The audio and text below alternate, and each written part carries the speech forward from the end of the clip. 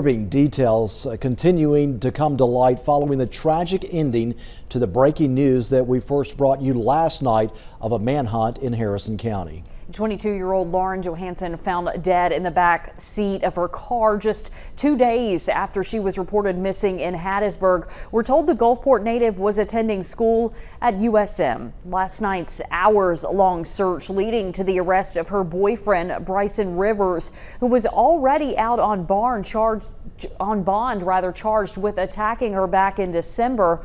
We have team coverage tonight of the story that continues to unravel as we hear from the victim's family and law enforcement who eventually brought the murder suspect into custody. And we begin with Brandy McGill, who breaks down how the 6-hour manhunt came to a close.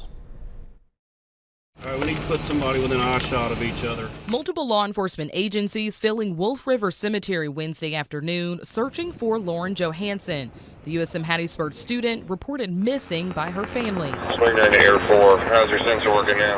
Harrison County Sheriff Matt Haley says deputies arrived at the cemetery around 3 p.m. for what they thought was a welfare check. We actually received a call from Hattiesburg. Through OnStar, they located the vehicle here at this cemetery, and they asked us to come out and just check on the vehicle. The sheriff says when a deputy arrived, a man we now know was 23-year-old Bryson Rivers running from the vehicle into the woods. At that point, they walked up to make contact with the vehicle and observed that there was a deceased subject in the back of the vehicle. After discovering Johansen wrapped up in a sheet in the back of her car, the intense search then began for Rivers.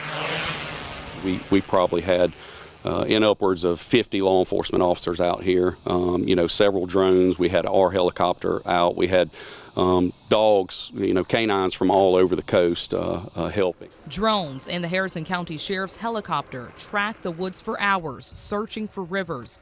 You can spot him here running out of the woods right into waiting law enforcers, bringing the 6-hour search to an end. We realized early on that the subject still had his cell phone on him. So undercover officers were able to, through text messages, have Rivers believe that he was corresponding with a friend. And we were able to lure him out of the woods. Sheriff Haley says it took a coordinated effort from multiple agencies to get Rivers in handcuffs by 11:30. In Harrison County, Brandy McGill, WLOX News Now. I sat in the courtroom in Nashville and told the judge they let him out, he was going to come kill her. This was probably the 5th time or 6th time in that time period where they get in a fight and he'd beat her and everything else. And they let her out, and they didn't tell us, and they didn't put the ankle monitor on her. They just let him walk out of jail. Rivers walked out of jail Friday. The following Monday, Lance received this voicemail. This is Bailey calling from the District Attorney's office here in Nashville. Bryson Rivers was released from custody. He was supposed to report straight to a GPS company and be put on a GPS monitor, and he was not to leave Davidson County. But as soon as he was released, he did not report to that GPS monitoring company, and he has not been heard from. So I want to make sure that Lauren is safe. After listening to that message, Lance said he called his daughter to warn her that her alleged abuser was no longer behind bars. Well, I called her. I didn't get a call, so I texted her, and I got a text back. It didn't really look like her the way she talks. Early Tuesday morning, Lance received a notification that Lauren's Life 360 tracker was turned off. And then his other daughter, who was living with Lauren, said she wasn't there, and the security camera on their front door was destroyed. That's when Hattiesburg police were called to report Lauren missing.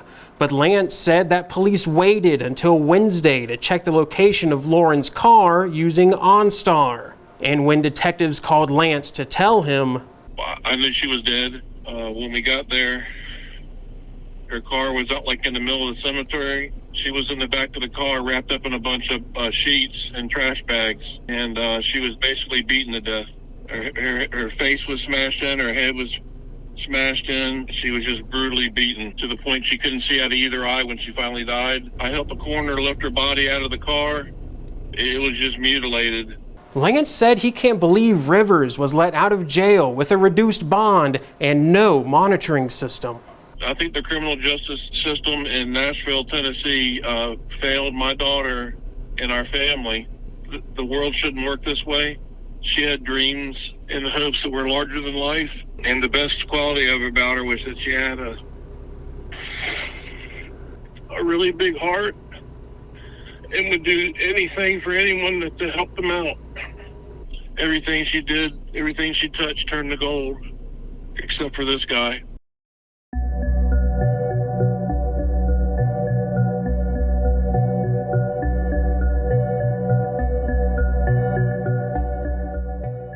Now to new details tonight in the tragic murder of Gulfport native Lauren Johansen. She's the 22-year-old that was allegedly beaten to death by her ex-boyfriend, Bryson Rivers. WLOX received court documents from our sister station in Nashville, Tennessee, showing how the accused abuser was let out of a jail there and the apparent communication breakdown that followed. Noah Noble's digging into this case and joins us from the newsroom with what he's learned. Noah? We now have a timeline and paper trail detailing the circumstances that allowed Bryson Rivers to leave a Tennessee jail, return to Mississippi, and find Lauren Johansen, her father calling what happened a failure in the criminal justice system. December 11th, 2023, Germantown, Tennessee, a suburb of Nashville. Lauren Johansen and Bryson Rivers were on vacation together. According to court documents, an argument between the couple escalated. Nashville police officers say they found Johansen severely beaten in a car with Rivers, and in the floorboard, a handgun covered with blood. Rivers was arrested and charged with 2 counts of aggravated kidnapping, 1 count of aggravated stalking, and 1 count of coercion of a witness. A week later, on December 18th, a preliminary hearing set Rivers' bond at $250,000. Lauren Johansen's father told us last week he begged the judge not to let Rivers out of jail. I sat in the courtroom in Nashville and told the judge if they let him out, he was going to come kill her. On April 3rd, Judge Cheryl Blackburn approved a reduced bond for Rivers and ordered him not to leave Tennessee and to wear a GPS monitor when he gets out of jail. Also noted in his bond order, Rivers was not to leave the jail after 4 p.m. to make sure he could get fitted with the ankle monitor. But records show Rivers was let out of jail on Monday, June 24th at 4:05 p.m. The judge ordered Rivers to get his monitor from Tracking Solutions, but the bail agent didn't take him there. Instead, took him to Freedom Monitoring because the court-ordered company was closed. This court report from Freedom Monitoring Services says when Rivers was brought in, the bond order was not available, and they apparently took Rivers' word that he was allowed to return to Mississippi. Tonight at 10, what happened when Tennessee authorities realized Rivers left the state and the confusion that followed? In the newsroom, I'm Noah Noble for WLOX News Now. Bryson Rivers was charged with aggravated kidnapping and stalking after Nashville police say they found him severely beating his girlfriend, Lauren Johansen, while they were on vacation together. As part of his bond, the judge ordered him not to leave Tennessee, get an ankle monitor from a particular company, and stay away from Johansen. But documents WLOX News obtained shows that didn't happen. This is the bond order with signatures from Bryson Rivers and his bonding agent, Brooks Bail Bonds in Nashville, acknowledging that they understand the conditions of his bond. But Rivers was released from jail 5 minutes after the window of release ordered by Judge Cheryl Blackburn. Then, his bond agent took him to Freedom Monitoring Services instead of the court-ordered company Tracking Solutions. According to Freedom Monitoring Services, Rivers' bond paperwork wasn't available, and he told them he could return to Mississippi. That was on Monday, June 24th. 4 days later, a warrant was issued for Rivers' arrest because he didn't have the court-approved GPS monitor from Tracking Solutions. That same day, Freedom Monitoring said it received a copy of the bond order and told Rivers to come back to Nashville. The confusion is spelled out in this voicemail left with Johansen's father. This is Bailey calling from the District Attorney's Office here in Nashville. Bryson Rivers was released from custody.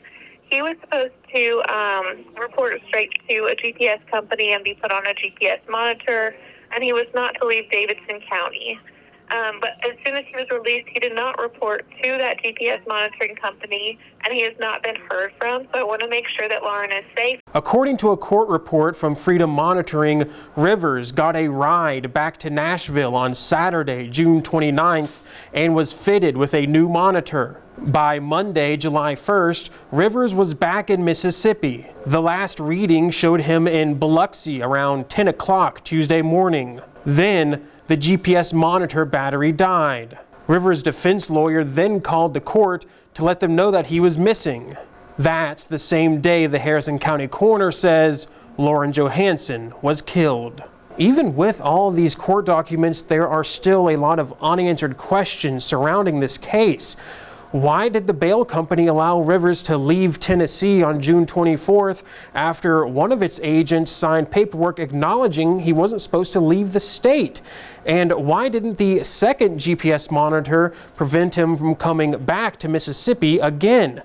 We'll continue pursuing this story until we get those answers. In the newsroom, I'm Noah Noble for WLOX News Now.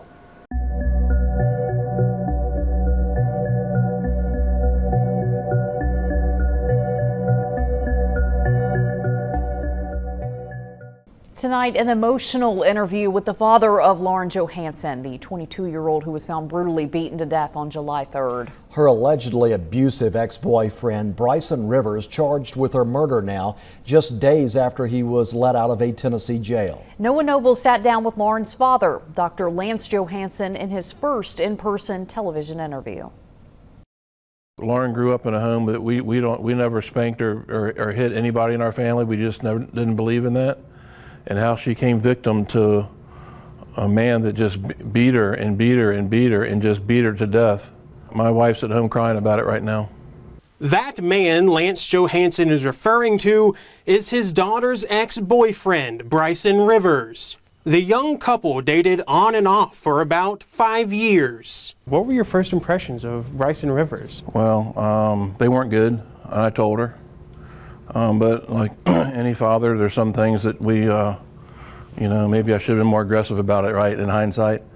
But I respected her decision, and I let her know what I thought. Johansen says he didn't realize just how bad the relationship was until Bryson Rivers was arrested in Nashville, Tennessee, where the couple was vacationing. According to police, they found Lauren severely beaten, her eye swollen shut, with a severe laceration to her forehead. She was extremely emotional and asking for her father. Johansen says he saw body cam footage from that night. It's just really difficult to hear your daughter crying for her life on a video. I went up there and I picked up Lauren from the hospital and I saw what she looked like, and I took care of her for the first week afterwards, because she was just really hurt. And she is one tough lady. I mean, she was telling me she was okay. I know she couldn't see that good and everything else. Rivers was charged with aggravated kidnapping, aggravated stalking, and witness coercion. But it appears that wasn't enough to drive Lauren Johansen away. I've seen some of the court records where Bryson and your daughter were talking on the phone when he was in jail. Yes. And it seemed like they were kind of conspiring on ways so that they could get him out of jail, and they even believe they ended the phone conversations with "I love you." Why do you think Lauren kept going back to Bryson? Well, look, I'm an orthopedic surgeon and I do joint replacement surgery. I'm not a psychiatrist, but this isn't rocket science, okay? I knew he was a psychopath, and if you look it up and Google it and you read the qualities, he's a very scary person. And I had to warn her repetitively over and over that you've got to stay away from this guy. And she was doing pretty good staying away from him. The problem is that these type of people are so manipulative, and they talk their way into anything, and they find a way to have the person they're abusing act like they did nothing wrong. Johansen says he is still perplexed how a Tennessee judge allowed Rivers out of jail on a reduced bond. You have recordings of a woman screaming for her life and their evidence, and then you have body camera from the police officer, finding her bloody, almost beaten to death, that had been suffocated, and that seems to be not enough to keep somebody in jail. Just 9 days after Rivers was released, law enforcement found Lauren Johansen's mutilated body in the back seat of her car. Bryson Rivers was captured in the woods nearby and charged with her murder. Lance Johansen hopes this horrific tragedy might save someone's life. What would you say to another father, mother, who knows that their child is going through something like this and they just can't get through to them? This happens all over the world, unfortunately.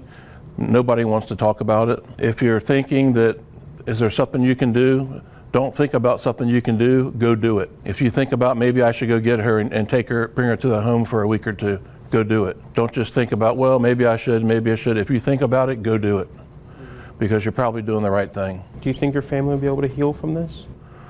This is never going to be right with me, no matter how many years it goes on. You just have to live one day at a time. And we're going to do that to honor Lauren. And I'm going to try my best to, stand up for her and do what she would do if she saw this happen to somebody else. Bryson Rivers' preliminary hearing for the murder charge is set for July 31st. Harrison County Sheriff Matt Haley, who Johansen credits with helping find his daughter, told me that Bryson Rivers will not be let out of jail. I'm Noah Noble for WLOX News Now.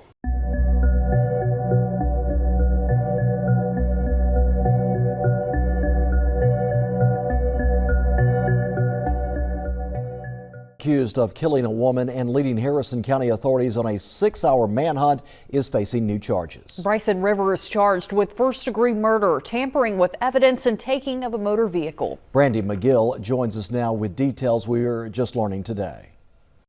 23-year-old Bryson Rivers is now booked in the Forest County Adult Detention Center. This is video of Rivers being taken from the Harrison County Jail by Forest County deputies. Rivers is facing 3 charges in Forest County connected to the murder of Lauren Johansen.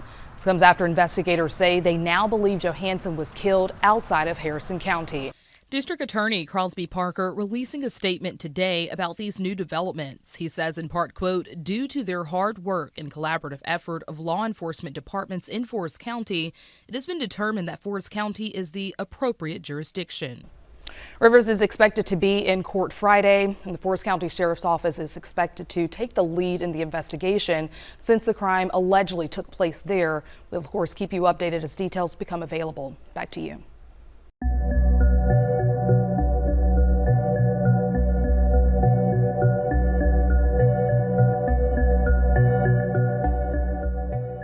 We're learning new details at this hour in Lauren Johansen's murder investigation. Thanks for joining us tonight on WLOX News Now at 6. Johansen is the 22-year-old who was found brutally murdered in the back seat of her car on July 3rd. Her ex-boyfriend charged with her death appearing in justice court today. Noah Noble has been closely following this story and was inside that courtroom.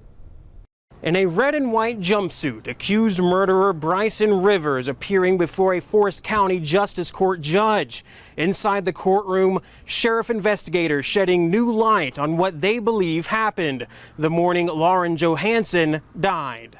Lieutenant Daniel Benoit testifying around 2 a.m. on July 2nd. Bryson Rivers got a friend to drive him to Hattiesburg from Harrison County. Around that time, phone records show he tried contacting Lauren Johansen at least 125 times. By 4 a.m., Rivers was captured on video in her neighborhood, walking towards her home on South 11th Avenue. GPS data from Rivers' ankle monitor also places him there. Police later found that 5 of the 11 security cameras at Johansen's house were missing, including one at the front door, which was ripped from the wall. Around 5 a.m., the detective says Rivers can be seen shirtless, walking away, then suddenly turning and running back. Just before 6 a.m., the video shows Lauren Johansen's car leaving. Prosecutors say there's no evidence Lauren was alive after that point. Security cameras around Hattiesburg show Bryson Rivers in the car alone, then driving 3 miles to Petal River Park. Law enforcement say he stayed there half an hour before driving off erratically, headed south towards the coast. The next day, on July 3rd, Harrison County deputies tracked Johansen's car to Wolf Cemetery Road. The responding deputy reported seeing Rivers exit the driver's seat and run off into the woods. Lauren's brutalized body was found in the back seat, wrapped in trash bags and sheets. At the time, investigators weren't sure where she died. On July 10th, Harrison County cadaver dogs searched Petal River Park, finding signs that Johansen's body had been there. Fibers believed to be from her car were also found at the park. Because of that evidence, Rivers was transferred to Forest County, charged with first-degree murder, grand larceny, and tampering with evidence. Lauren Johansen's father, Dr. Lance Johansen, was in the courtroom and believes the charges should be upgraded. Our family believes that this is a capital murder case. We believe that there is numerous different things that he has done and numerous crimes he has committed in addition to the murder. And I think that the facts will come forward at some point. But yes, our family is wanting the death penalty sought for this individual. Bryson Rivers will remain inside of this barbed wire fence behind bars as all 3 of his charges go before a grand jury. In Forest County, I'm Noah Noble for WLOX News Now.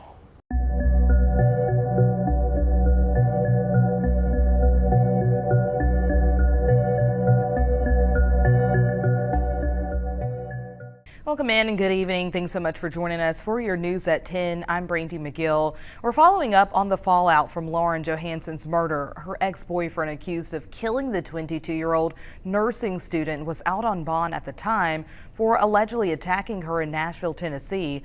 Our Noah Noble explains a judicial investigation is seeking answers from those responsible for his return to Mississippi. Bryson Rivers' latest request for bond denied by a Forest County Justice Court judge. The father of Lauren Johansen telling me that same decision should have been made when Bryson was originally jailed in Nashville after police there arrested him for allegedly kidnapping and beating his ex-girlfriend. Dr. Lance Johansen speaking to me outside the Forest County Jail following Bryson Rivers' preliminary hearing. This is 1 week after a panel of Tennessee judges held a hearing in Nashville questioning the bail bond company and ankle monitor company that apparently let Bryson Rivers return to Mississippi despite a court order requiring him not to leave Davidson County. The bond agent's court liaison claiming she didn't know the conditions of Rivers' bond. You just sign a blank order and put up blinders, and whatever happens, Brooke makes the bond. But I was trusting the team, the court team, the bonding team. Records also show Rivers had problems with his ankle monitor and returned to Nashville just 5 days after he was released. I never set zones for him to be out of Davidson County. Why? Why not on the 29th? Wouldn't you do that? You could do that. I could have set the zones on the 29th. I didn't set the zones because he was already in Nashville. He was supposed to stay in Nashville. Dr. Johansen was there as testimony unfolded in Tennessee court. The bond companies had him in their possession. They knew he needed to go to jail. They didn't arrest him. The same with the monitoring company, and they set him free to come back to Mississippi to commit these murders. He also said the Nashville judge who originally presided over Rivers' hearings and approved his request for a reduced bond should be disbarred. The Judge Cheryl Blackburn, she's not competent to be a judge. I sat in a 6-hour hearing. She has dementia. She's unable to pay attention. A number of her colleagues have brought up that she shouldn't be a judge anymore, and she should not be. And it was very clear she didn't even know what was going on in the courtroom. Bryson Rivers is charged with first-degree murder, grand larceny, and tampering with evidence. All 3 of those charges are now going before a Forest County grand jury. In the newsroom, I'm Noah Noble for WLOX News Now.